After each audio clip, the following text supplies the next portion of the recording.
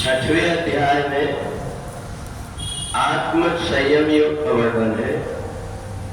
योगी युंजीत सततम आत्मानं रहसि स्थिता एकाकी चित्तात्मा निराशीर परिग्रह।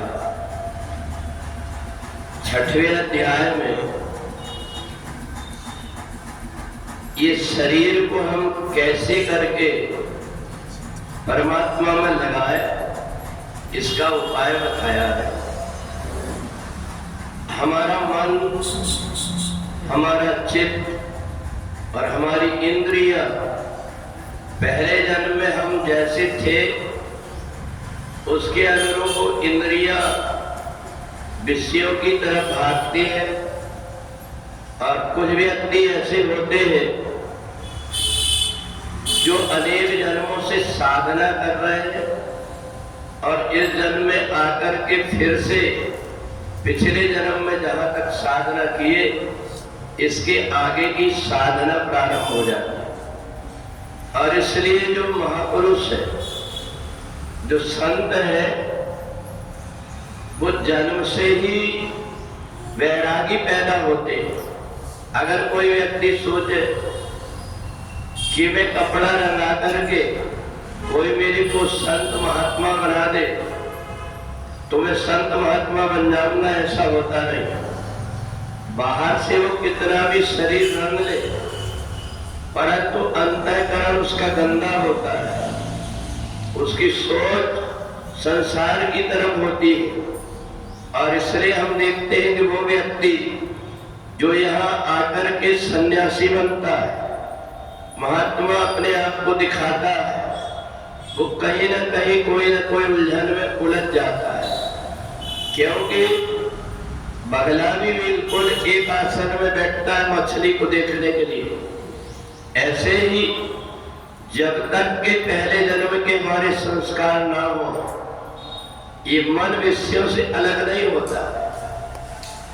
वो व्यक्ति जो उपवास अपने मन से करता है उसका अलग व्रत रहता है। वो पूरा समय आत्मचिंतन में अपने आप सोचता है कि मैं आज व्रत हूं।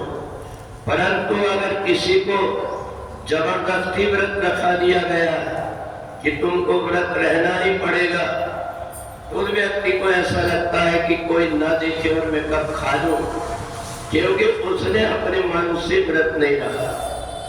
और इसलिए योगी युंजीत सततम, भगवान कहते हैं कि जो परमात्मा से जुड़ा हुआ व्यक्ति है, कई जन्मों से अभ्यास कर रहा है, वो जब जहां से साधना छोड़ा है उसके आगे से प्रारंभ कर देता है। फिर यहाँ आकर के अगर हम यहाँ से अभ्यास करना शुरू करें तो हमें बहुत मेहनत करना पड़ता है।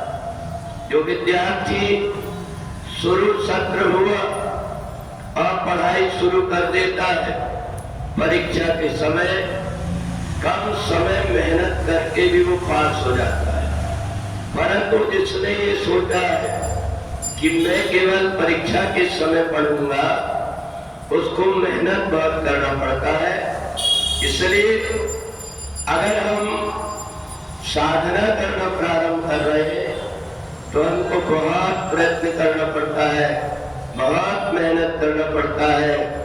शरीर को साधने के लिए कई प्रकार के संयम करना पड़ता है। और इसलिए अपना व्यवहार, खान पान, ज्यादा से ज्यादा समय अध्यात्म चिंतन में, हमारी जो श्वास आ रही है जा रही है, उन श्वासों को नियंत्रित करके श्वास श्वास में नाम जप, वृथा श्वास न खोए।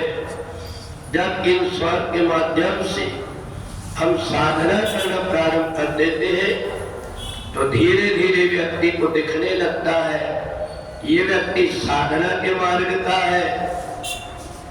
परंतु साधना करने का ढोंग करके कोई व्यक्ति लोभ लालच में पड़ता है, धन कैसे प्राप्त हो इसके लिए भटकते रहता है। तो परमात्मा को सब कुछ पता रहता है। तो इसलिए बाहर से दिखावा करके दूसरे लोगों को हम भ्रमित कर सकते हैं, परंतु वो परमात्मा जो हर समय अंदर बैठ करके हमारे भाव को, हमारे कर्म को देख रहा है, अगर उससे छल प्रपंच करेंगे तो हम आगे बढ़ नहीं पाएंगे। इसलिए छल प्रपंच छोड़ करके जब व्यक्ति धीरे धीरे संयम के रास्ते में चलता है तो अनेक जन्मों के बाद बहुनाम जन्मनाम अंते ज्ञानवान अपमोक्तः, बहुत जन्मों के बाद में वो ऐसा पक्का हो जाता है कि परमात्मा से उसको कभी अलग नहीं होना पड़ता और वो परमात्मा में ही समाहित हो जाता है। बोले वृंदावन बिहारी